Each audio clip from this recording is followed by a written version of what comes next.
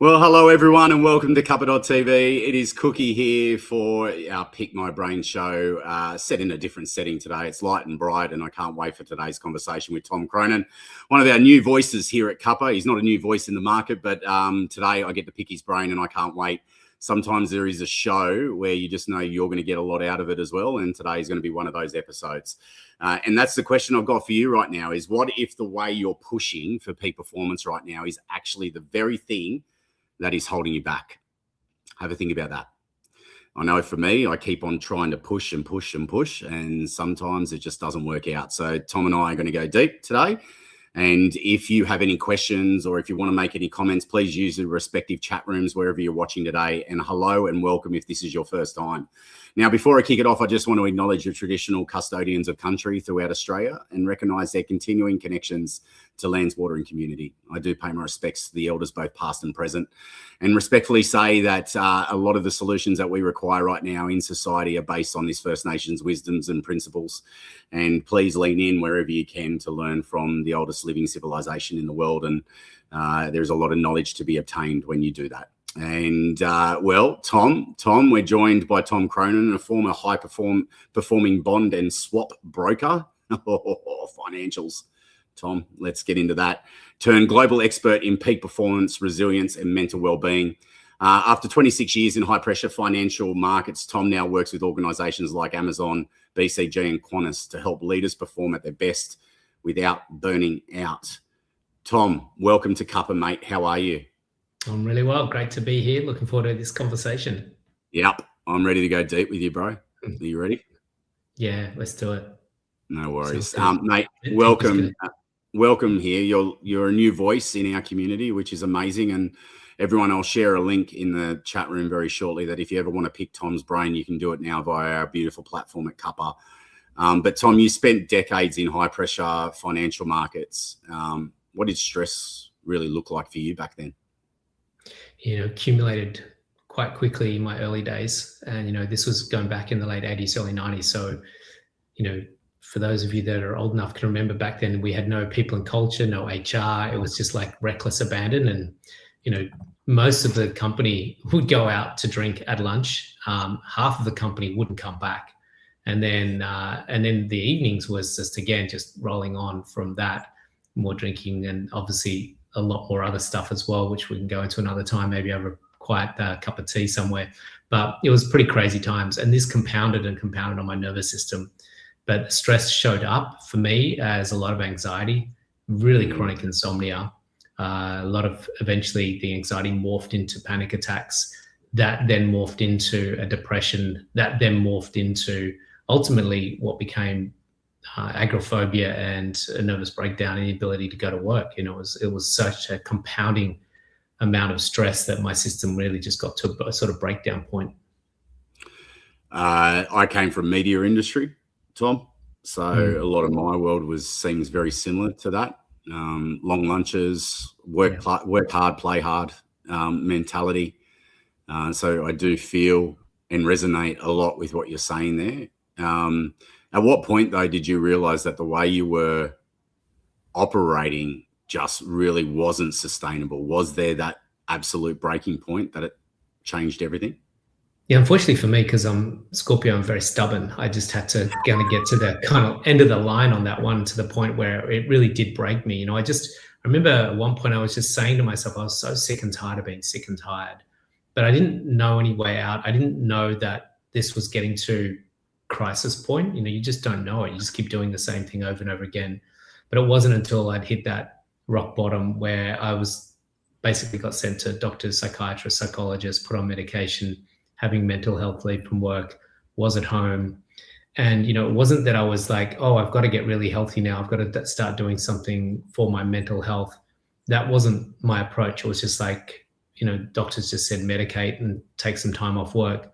But it was in that time that I came across a documentary about Bruno Grollo, who was a big property developer, and he was talking about his success. But in that tiny segment of him talking about his success, he referred to this meditation practice that he used, which was called transcendental meditation. And for me, that was a light bulb moment. And that actually showed him sitting in a suit in a chair just in a normal room meditating. And, I always associated meditation with monks and monasteries and robes. To see this businessman in a suit was like an epiphany. And it's like, this is what's missing in my life. Mm. When you're such a high performer in your sector that you were a part of, because I look at my world, right, and yes, I've learned how to balance a lot of my nervous system and do a lot of things that we're probably going to discuss upon today as well. But did you also think that high performance layer of what you were was leading you into more curious moments around, I've got to challenge this, I've got to explore this, I've got to solve this type of mentality as well, like based off, how you were in business? At the time, no. You just kind of get swept along by the current. If the tide's rising, all boats rise with it. If the tide's going down, all boats go down with it. So, I was just part of a collective shift of this is just what we do. We drink hard, we play hard, we work hard. And I hadn't really thought, how do I reach some sort of point of peak performance? We just did what we did, and that was just the nature of the job.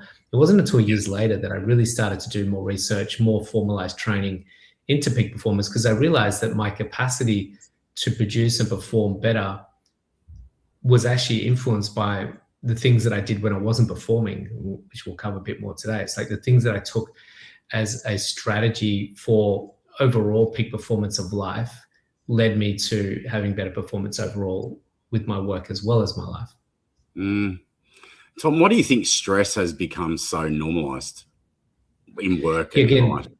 The analogy I like to use, which is not such a pretty analogy, is that we take the way the French cook frogs. They put them in cold water and they heat the water up, and slowly, because frogs are quite chameleon-like, they adapt to their environment very quickly. And as that water heats up, the frog's just adapting to its environment, and it doesn't know that this is actually happening, that the frog is actually on the cusp of dying because the environment that it's in is changing the way the frog is. And that's kind of what's happening to us. We've morphed from, pre-internet, pre-apps, pre-technology, the way we have it, to the world that we have now. And, I was on a train the other day and I noticed that every single person was on their phone. There wasn't one person not on their phone. I was in the gym this morning. Every single person in the gym was on their phone, either listening to music or podcast, or in between doing their exercise, devouring some form of information. And so we've kind of just by default morphed into a world that everyone we know is stressed. Half of us are medicated or self-medicated. Half of us have got ADHD or OCD. And so this is just a general, this is just the world we're in. This is the society that we're in. And it doesn't have to be that way, but we've just defaulted into that without even realizing it. Well, big time. We've just filled every gap that we used to have, where we used to take a breath or go for a walk, into being something else that we need to consume.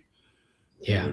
The information overload that we're experiencing is adding to the problem. And we can talk about it as much as we can, but it takes the individual effort to go, no, I can live a different life and have a better life by taking these breaks.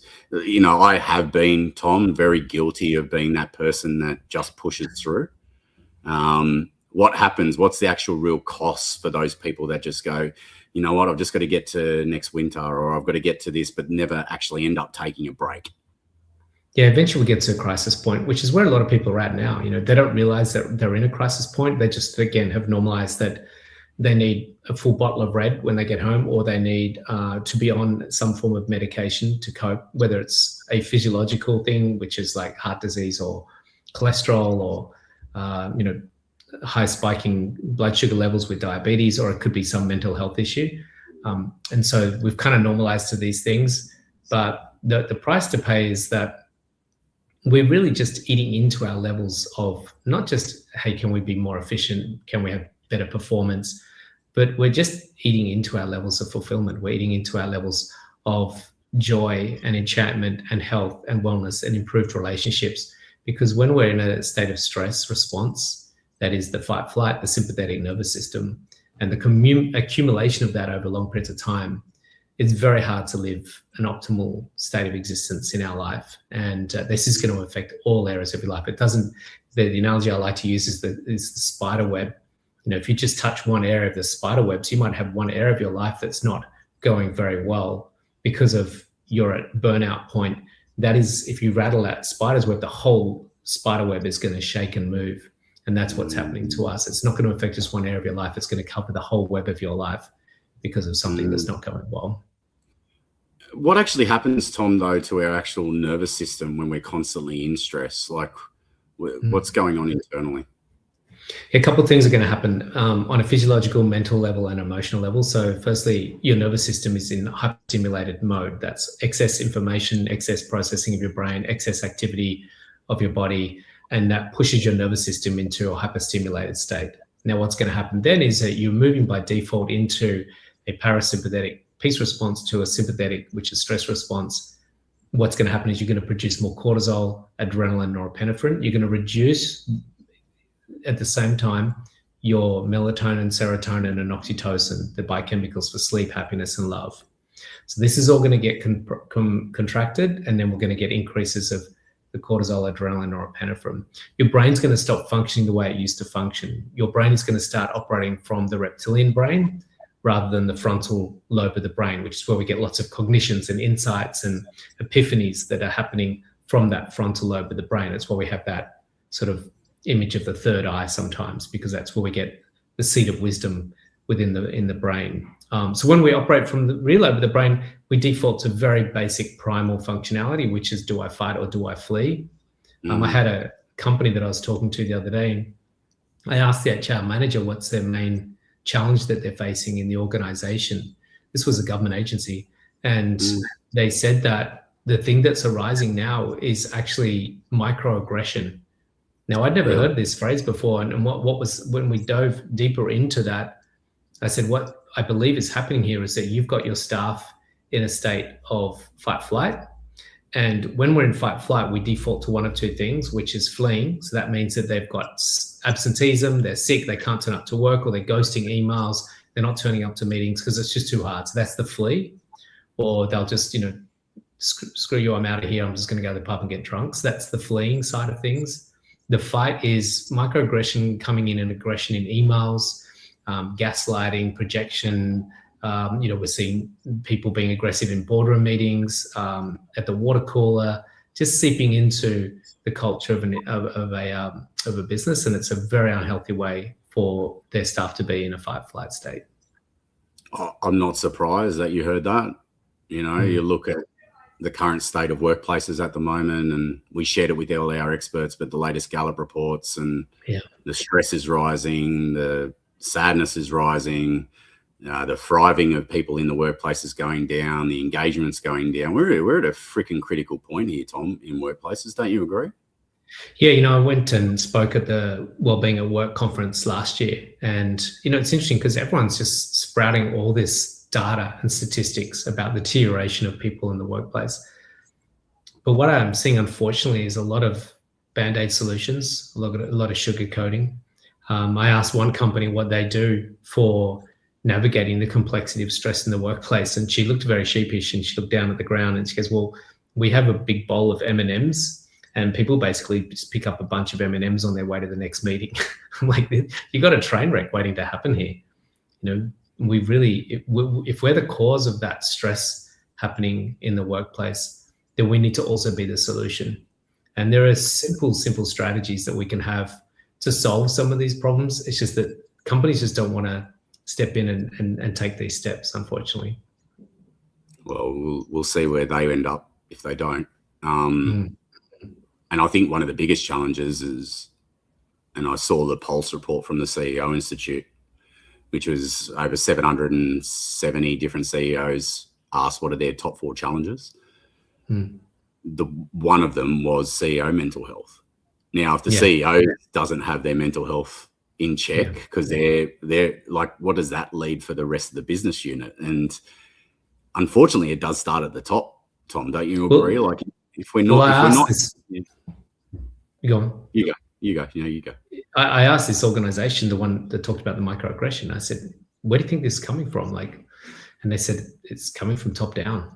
They're already in a particular state, stressed, overwhelmed, got budgets and numbers that they have to report on, and a challenging workplace environment, massive staff layoffs, potentially with AI. So they're all stressed and not using the right strategies and tools to really represent true leadership by the embodiment of what it is to be a leader. And then that seeps down into the workplace. And, I had one large property fund that I was sitting in a meeting with about talking strategies for their staff. And he told me that they had, in the last 12 months, 4 staff members on the cusp of suicide. And one, he had to actually on a phone call talk them off a cliff, physically talk them off a cliff while they were just about to jump. And I'm like, this is getting really serious now, where staff, and that's the flee. We talked about the fight or the flee. So the microaggression is the fight. The flee is, I can't handle it anymore. I'm broken, I'm torn. I want out. And so out can look like just quitting and leaving, or out can actually look like jumping off a cliff, like physically. Besides people, so 2 things. I remember when I was sales director of a media organization, and I was doing a job that I based off money, not happiness. And that's what drove me to my edge of burnout and mental challenges, because I just kept on pushing through because I just didn't want to let anyone down. But I was doing a role that wasn't really helping me. And I remember sitting down with my ex-wife then, and we sat down and wrote out a red flag list of what was going on. And there was about 11 or 12 things on that list, everything from drinking too much to being very short in conversations to, and I'm so glad I did that exercise, because it's a list that I still hold on to today. And am I perfect on those 11 things? No, but it's not 11 things. It might be 2. Besides that self-awareness component of where you're at, what are some of the things that people need to be aware of around that they need to stop and have a reassessment around what they're doing? That personal awareness is so critical for people to actually move through. Yeah, it's a really simple little checklist. The company I was talking to about my presentation said, how do you think we can get our staff to be inspired to turn up to this talk? I said, just ask them a questionnaire. Send them a questionnaire and just say, does anyone here struggle to fall asleep at night, wake up during the night and not get a full night's sleep? Do they need a glass or a bottle of red to chill out at the end of the day? Do they need to wake up before they go to work and have 2 or 1 or 3 cups of coffee just to get going and get into the office? And do they find themselves on the train with tapping their leg, with restless leg, tapping leg syndrome? I gave them a list of 7 or 8 things, and the HR manager goes, you're talking about me. What are you talking about?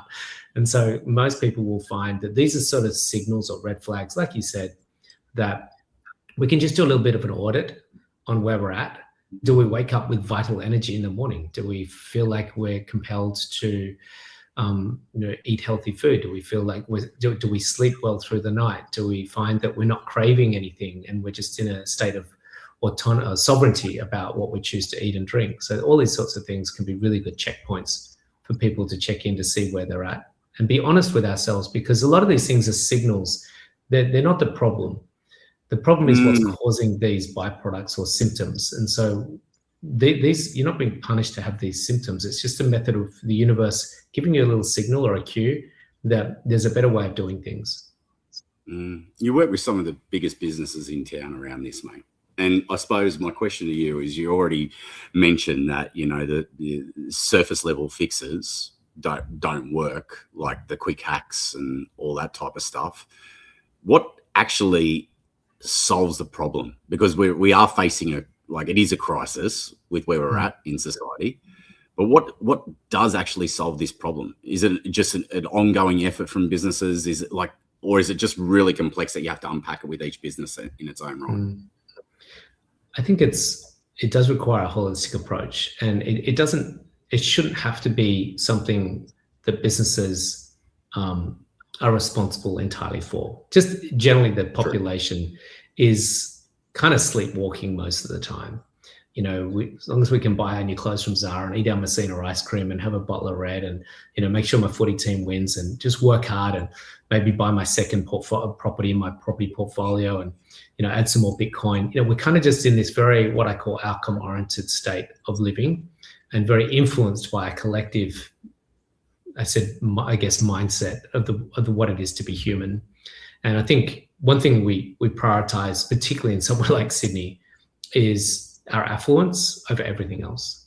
And because we think our affluence is what's going to lead to our happiness. Now, I had a guy that sold his business to BHP for $350 million, well-known local Sydney guy, and he thought having that amount of money, he could never spend this money.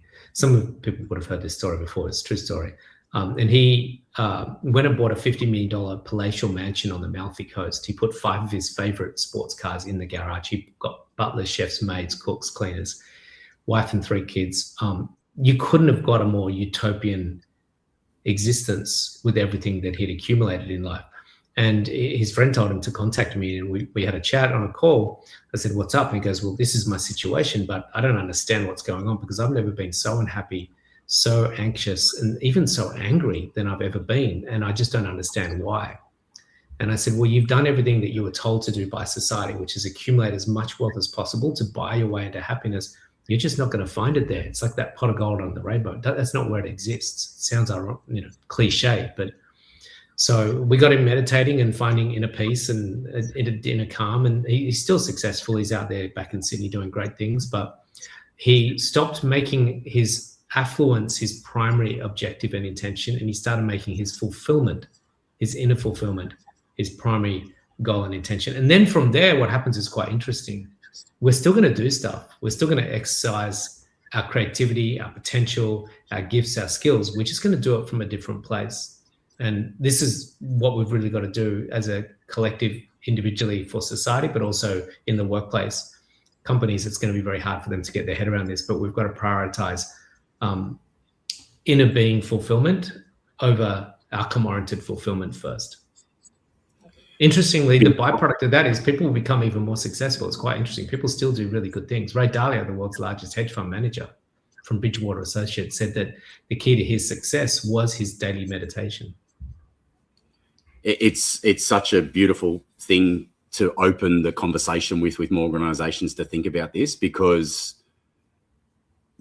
beyond the fact that their employees need it, the world needs it right now. Like, because when you go from here to in here, you're coming from a different lens. You're coming from a lens of hope and love and opportunity versus here, which is taking us into a spiral of stress, fear, and the control of everything that we're speaking about. And so I do feel that more heart-based leadership can lead to more momentum, things like this. And, if we can solve the productivity issue that most organizations, and if we are using AI in the proper way, that should allow us to have more time to breathe.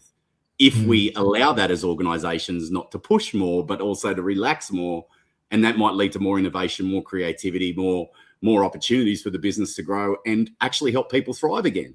Like, we're at a beautiful point, I believe, of really looking at this as what you said, the holistic way, and really challenging the way that we're currently doing work and using the right tools to help us be able to breathe again, be able to breathe as individuals, be able to breathe as an organization.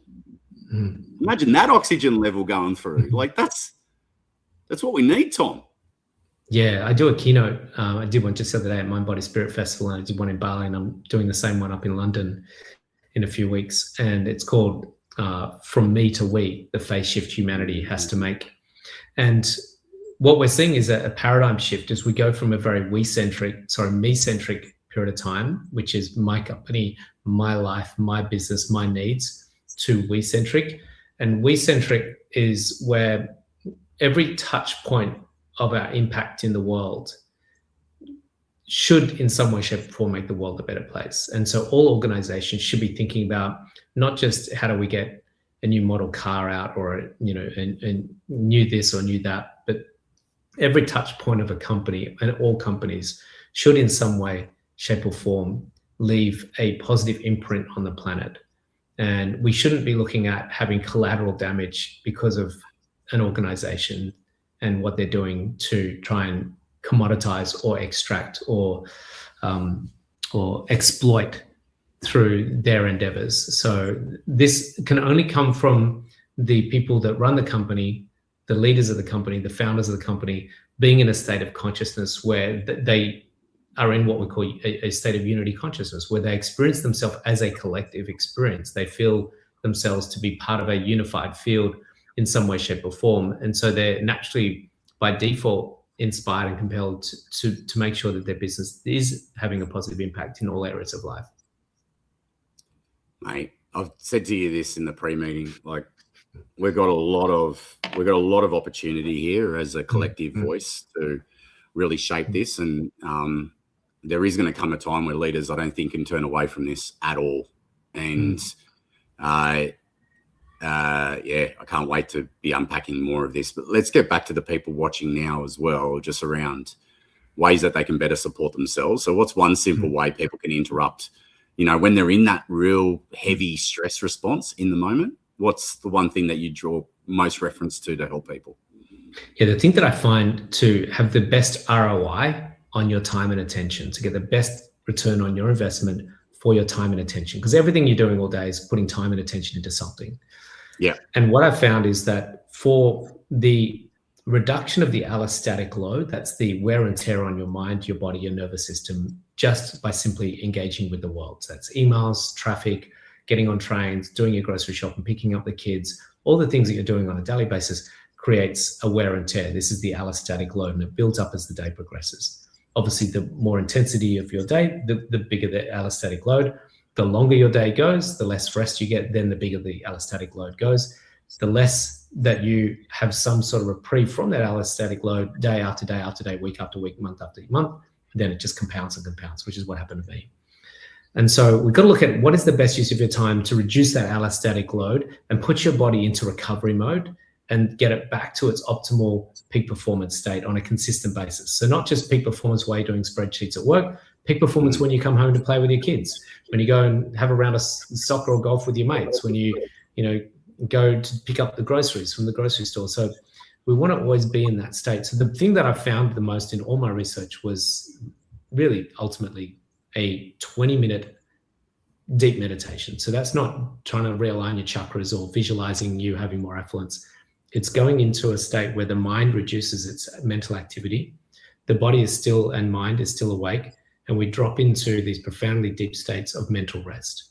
What we see happens is the body goes into this incredible state of repair. The analogy I like to use is if we take a broken leg, now the leg is broken because of activity, soccer, climbing off mountains, and to fix the leg, we have to immobilize it. We put a cast around it. No medicine, no therapy, no doctors, just put a cast around it and let the leg's natural healing intelligence repair the leg. And the body just goes about fixing that. The body knows how to repair, but we do need a conducive environment. Now, I did a survey the other day on my social media. I asked people, what is your go-to after a stressful day? Because the reason why I asked this question was a lot of people give me pushback. I don't have time to meditate. Yet they'll doom scroll for 2 hours. They'll drink a bottle of red and watch a 3-hour movie on Netflix. They'll go for a 90-minute walk. Some of these things are all conducive. Even a 1-hour gym session, it's going to take you 30 minutes to get to the gym, 30 minutes to get home, shower and change. You've got a 1 hour in the gym. That's 2 hours of your time. I highly recommend doing gym sessions, particularly as we get older. I do 3 or 4 a week. But one thing we've got to do that can actually compound onto the allostatic load, because you've got techno music in your ears. You're working your body extra hard. It's already been working quite hard all day. It is good for the endorphins and for the body, muscle definition, bone density, all that's really good for gym workouts.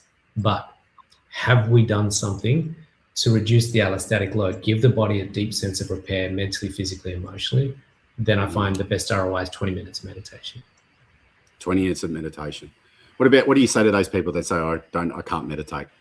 My brain's too busy. Find a really good teacher that will teach you a technique that's very easy and effortless. I know a good guy. He lives in Sydney and he teaches meditation. He's on the call right now with you, Cookie, so they can look me up and I can teach them. It was a shameless plug, I know. It's not you, yeah. No, but no. Yeah, look, there's lots of teachers out there. There's just, one thing I would suggest is this. You can go onto YouTube, Insight Timer, Headspace, Calm App. One thing that you're going to get with those techniques is, firstly, you're probably not going to get the same level of depth out of those. They might be nice and comfortable, but you're not going to get the same level of depth. But also, are you getting the supporting guidance and mentorship from a teacher in real time, not just in the course and the training, but also on a consistent weekly basis? That's really important, I believe, with your meditation journey. Yeah. If a leader's watching today and they're buying into all of this, what's some things that they could create for their team environment? They don't have to be the CEO or anything. They could just be a team leader. What are some of the suggestions that you would encourage a leader who actually cares for their team and wants to see them thrive in the business that they're doing and support them? Yeah, a couple of things I would suggest is, firstly, get very clear about the compartmentalization of your staff's attention. What this means is that if you've got staff allocated, because what we tend to see, I did training with Stephen Kotler and the Flow Research Collective out of the USA to become a flow coach and peak performance coach. What we found firstly and foremostly is that dispersed attention will definitely dilute your productivity and efficiency levels. And what we're finding is the average worker in the office space, this is based on studies, the average worker in an office space is getting up to 3.2 hours worth of work a day. And I'll give you an example. Let's just say I'm doing a spreadsheet, okay, and I'm sitting in an open office plan, and I'm halfway through some marketing plan or a spreadsheet or some task that I've got to do. And what we want to do, the brain works usually in about sort of 90, maximum 120-minute spurts or bursts, and then it starts to fatigue and it needs a break. So that's why we used to have morning breakfast, then you go into morning tea, there's your break. Then you go morning tea to lunchtime, there's your break. Then you go lunchtime to afternoon tea, then afternoon tea to finish. So these days, let's just say I'm on a spreadsheet or a marketing plan, and then old Davo comes over to me while I'm just there at my desk doing my work and he goes, "Hey, did you see the Swannies on the weekend? What a game that was." My concentration's broken. Then I go back to my spreadsheet, and then I get a WhatsApp from my sister. "Oh gosh, you're my sister. That's right. I better get back to her." Then we go back to our spreadsheet, and then we get an email from our boss that pops up, or the intranet, and says, "Hey, can you come into my office? I want to have a quick chat. Something about last week." So what's happening is this constant break in our ability to stay focused and harnessed with our attention. So if we think of our time at high school, we all had a schedule, right? Our school timetable. And when we're in geography, we didn't have any distractions. No one coming in, starting talking to us about the weekend sport. No one talking about the party that they went to. We just zeroed in on one particular thing, geography, at this point in time. We weren't doing three things at once. And that's because they knew that that was the most efficient way to use someone's brain. So that would be the first thing, is looking at compartmentalizing. So if everyone's on a burst, no one should get distracted. No one should be interrupting anyone in the 90-minute burst. The second thing I'd be thinking about is educating their staff on a morning routine and an evening routine before bed. So how you start your day and how you finish your day, absolutely critical for the success of your day. Those two things, morning and routine and evening routine, really essential. And then finally, the last thing I'd suggest is to promote, not just say it's okay, but actually promote windows of time within the daily calendar for staff to go into the boardroom and meditate. That's sounding like very woo-woo, and companies will think, "Oh, but we're compromising our efficiency and our work time." They will get much more. I said to one staff, I said, "So what do you think your staff do when they are taking their break?" Okay, so let's just say they take their 90-minute burst break, and that's 11 o'clock in the morning, okay, or 10 o'clock in the morning, okay? They've been going at it for 2 hours, like, I've got to take a break. I said, "What do they do?" She goes, "Go down and get a coffee from the coffee cart." I said, "Cool." So when they're getting their coffee made and when they're drinking their coffee, which happens to be caffeine, which is stimulating their mind and nervous system on top of an already stimulated mind and nervous system, what do you think they're doing? She said, "Probably on their phones." I said, "Okay, cool. They're going to do one of two things when they're on their phone. They're going to be scrolling through Instagram to get some dopamine and pleasure because they haven't had much of that in the last 2 hours. Or they're going to find that I'm a bit behind on emails, so maybe I'll catch up on some emails." So their break from their burst of activity is actually more mental activity, stimulating the nervous system with caffeine, and trying to get more tasks done or more information flow going into their brain and their nervous system. So they're not actually getting any break. This is why people are getting burned out. But if you put them into a boardroom and said, "Okay, everyone, we're going to have complete silence. Here's a meditation technique. We've all been taught this by a great meditation teacher. She was on that show with Cookie. And we're going to just squeezing those plugs in when I can." You're better than me, mate. Shameless. I said I'd do that for you. You're professional about weaving the narrative, no. But in just having some fun. But yeah, if they just put them aside, put them into a boardroom, and then we just had a group of people just sitting there in a deep mental rest state, they would come out of there with so much greater capacity, better brain functionality, better nervous system, better biochemistry. And better engagement, better culture, better less microaggression. Yeah. Let's go to all the layers of it all. better humans in their life, you know, like better healthy, again, you know, better health for them all. Oh, dude, I could chat to you all day, man. I'd love to, by the way. If anyone's got any comments or questions, put them in the chat room. We'll throw them up in a second. But Tom, I'm just going to share the screen in a second, and this is my plug for you. But if anyone does want to get in contact with Tom, Tom's forming part of our beautiful collective. It's called the Cuppa Collective. We have close to 100 brains now that you can pick the brain of. Tom's profile's on here. Please reach out to him. You can message him directly. There's a whole bunch of things about Tom, some fun facts. His favorite signature dish is a fish laksa. Really? Yeah. I'm actually going to cook it tomorrow night. Oh, yeah. Yeah. Do I get an invite, bro? Like, what's yeah, going you can on? pop around. The key to this, just for everyone listening in, just for a bit of fun, is that the thing I've worked out is what are the condiments and the toppings that go on. So I do some grilled pineapple to sweeten it, some roasted cherry tomatoes, and then fresh coriander. And that just gives it a zing. Who thought today that people would be logging on and getting a cooking an ingredients update for fish laksa? So amazing. Mate, I'm sitting here and I've realized a lot in myself. I am that go get a coffee guy, catch up on emails, thinking it's a nice little break that I do. And I love these moments because it's a good realization. What are some of the key routines or things that I could watch on myself that I'm getting caught up in the busyness again? Because I think that's the problem that we all face is that, like, it's great. I'll hear it. I'll probably do it for a week, but then all of a sudden I'm out. Like, do we need accountability? Like, how do I stop doing it, man? Yeah, it's tricky. So I'm a big fan for structure and systems. If you think of the word systems, save yourself time, money, energy, and stress.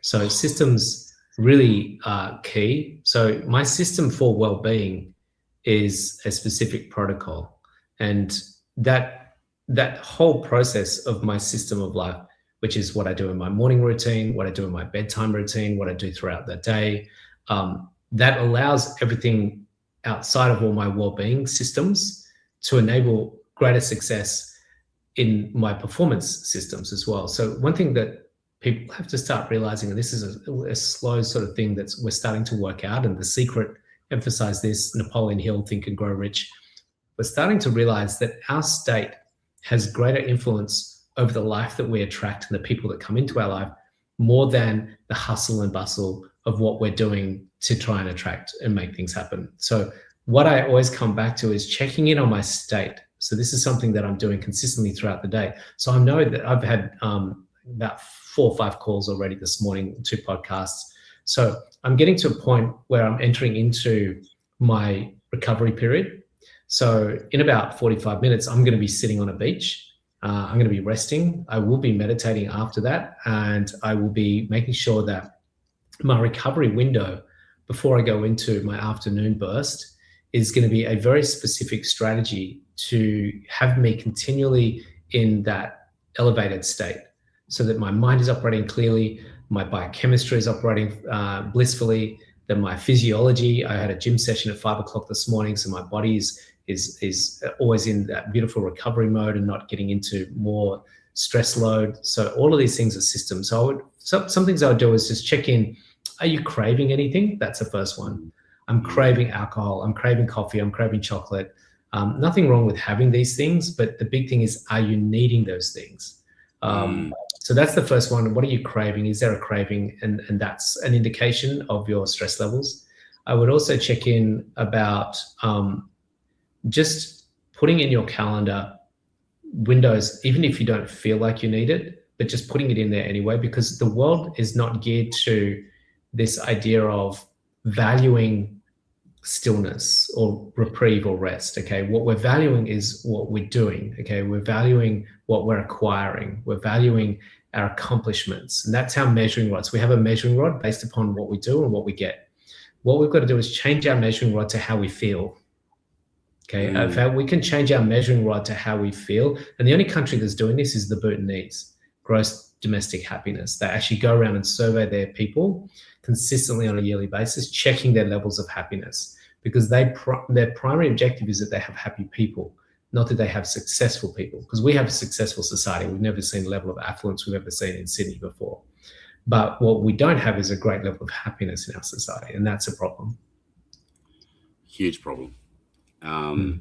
And I love that awareness component. And, you know, one of the things I'm very guilty of is letting my diary control me versus me controlling my diary. And like even today, I hate to show you what my diary looks like, Tom, because I haven't blockaded it with, you know, things like I haven't spread out my meetings. I didn't control my diary. I let other people just go in there and book it. So no one could book into my calendar, because all my clients and people scheduling calls and things like that, they have my calendar link, but my calendar's blocked out between 1 and 3 every day. Every day. Okay. Every day, no matter what. It's unconditional. Look, tomorrow I've got a podcast. That was the only time they could fit it in. And then today we'll just seep in a little bit. But generally, I know this one pulls up just before 1. So 1 and 3 is where I have an hour for lunch and I have an hour for what I call rest time. And that can take a number of different shapes or forms. I absolutely love that.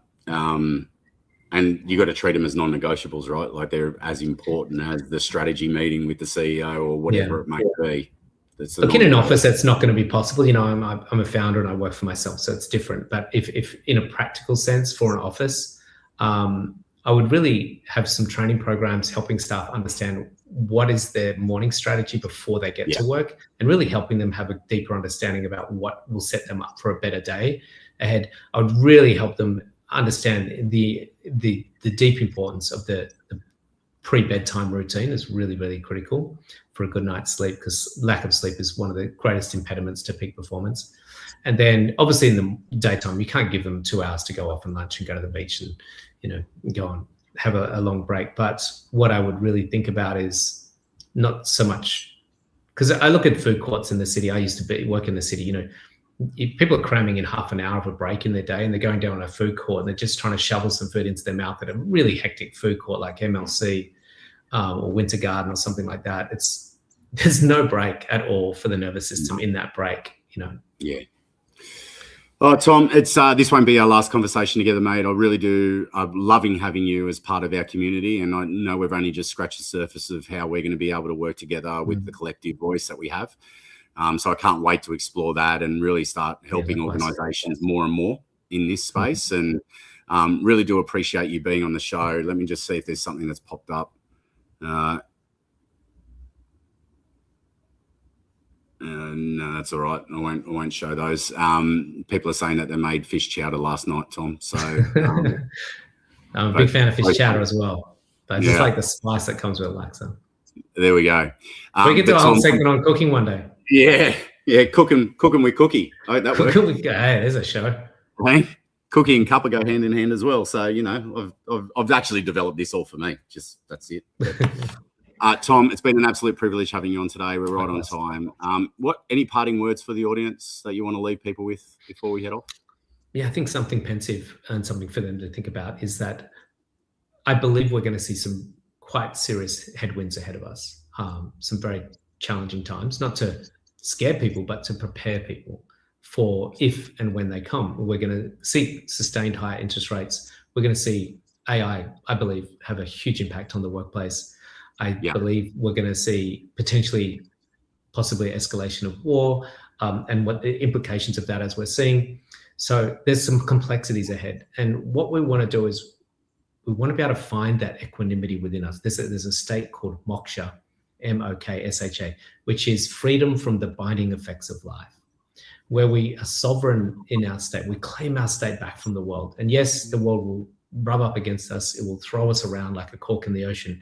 But with particular practices, we can have greater equanimity, greater composure, greater calmness, greater clarity as a result, greater health as a result, on top of all of that, as we move through those turbulent and challenging times. But I think for me, one thing I want to leave people with some form of inspiration is that to get into that state of moksha is, I find a daily meditation practice is a really important step in it. I know that sounds simple to everyone to even hear that after it, but it is so freaking true.